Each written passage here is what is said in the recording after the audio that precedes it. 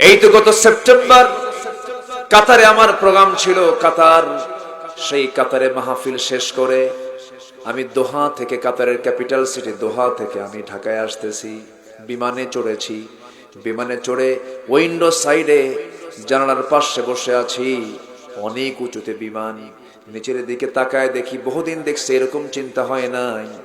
নিচের দিকে তাকালাম, তাকায় দেখি যতদূর চোখ চলে যায় বিশাল মেঘমালার একটা স্তর, বিশাল মেঘমালা আল্লাহ তাআলা ঝোলায় রেখেছেন। মনে মনে ভাবলাম, আমি তো জানি না এই মেঘমালার কি ওজন আছে নাকি। একটু চিন্তা গবেষণা শুরু করে দিলাম। পরে দেখি এই মেঘমালার ওজন আছে। এমন কিছু মেঘমালা আছে, কিউমুলিনুম্বাস নামে এক প্রকার মেঘমালা আছে যার ওজন হলো 10 লক্ষ টন। এই যে টনকে টন মেঘমালা গুলোকে আল্লাহ তাআলা মহাশূন্যে ঝুলিয়ে রেখেছেন। ফেলে দিলে মানুষ বাঁচত না, কি বলেন? বাঁচত না। আমি মনে মনে চিন্তা করলাম, আল্লাহ, বিজ্ঞান বলতেছে মেঘের ওজন আছে, তোমার কালামে তুমি কি বলে দিয়েছো? আল্লাহ রাব্বুল আলামিন 1500 বছর আগে জানিয়ে দিচ্ছেন। আল্লাহ তাআলা কি বলছেন? আল্লাহ রাব্বুল আলামিন বান্দাকে জানিয়ে দিচ্ছেন, আমি তোমার জন্য এমন আকাশে উত্থিত করেছি ঘন ভারী মেঘমালা।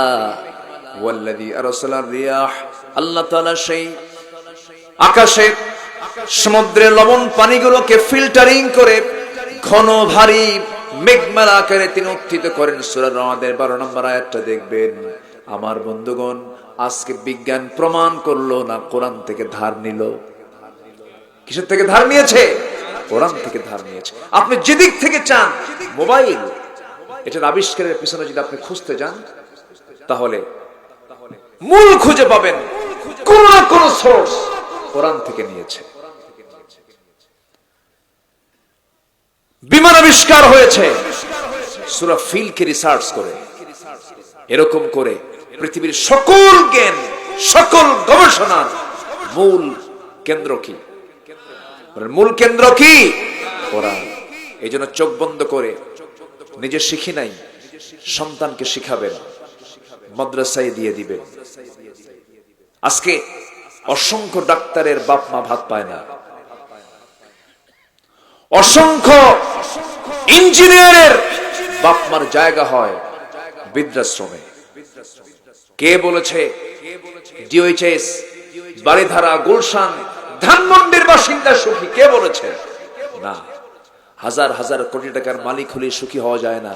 প্রকৃত সুখী হওয়ার জন্য দরকার হলো কোরআনকে মানা, ইসলামকে মানা, দ্বীনকে মানা, পরিবারে দ্বীনের পরিবেশ তৈরি করে ফেলা। ঠিক কিনা? সম্মানিত ভাইয়েরা, আমি খুবই আনন্দিত হয়েছি। আমি যখন মাদ্রাসার মধ্যে ঢুকছি, আমার কলিজা ঠান্ডা হয়ে গেছে। এত সুন্দর একটা মাদ্রাসার পরিবেশ এখানে তৈরি হয়ে আছে। বলি আলহামদুলিল্লাহ, জোরে বলি আলহামদুলিল্লাহ। সন্তান মাদ্রাসায় না দিয়া আপনি বিপদে পড়ে যাবেন, আপনি সমস্যায় পড়ে যাবেন, আপনি বিপদগ্রস্ত হয়ে পড়বেন। কোথাও কি দেখেছেন আপনি মাদ্রাসার কোন ছাত্র শিক্ষককে মারে, পিটায়? এরকম দেখছেন? কিন্তু কলেজে আছে না নাই? ভার্সিটিতে ওরা কি শিক্ষক ছাত্রকে মারে না ছাত্র শিক্ষক উল্টা মারে? ছাত্র শিক্ষককে পিটায়, স্যার সোজা হন। স্যার কি হন? সোজা হন। কেন? সেখানে সোজা শিক্ষা নাই, আদবের শিক্ষা নাই, দ্বীনের শিক্ষা নাই। এই জন্যই সেই সিচুয়েশনটা তৈরি হয়েছে। চোখ বন্ধ করে সন্তানদেরকে আমরা মাদ্রাসায় দেব। জোরে বলি ইনশাআল্লাহ। রিজিকের দায়িত্ব কার? অনেকে বলে কি করে খাবে, এই কথা বলে যায় সে তার ঈমানকে হারিয়ে ফেলেছে। কি করে খাবে সন্তান, এই চিন্তা তোমার না, আমাকে যিনি বানিয়েছেন তার চিন্তা এটা। আমাকে কে খাওয়াবেন? আল্লাহ খাওয়াবেন।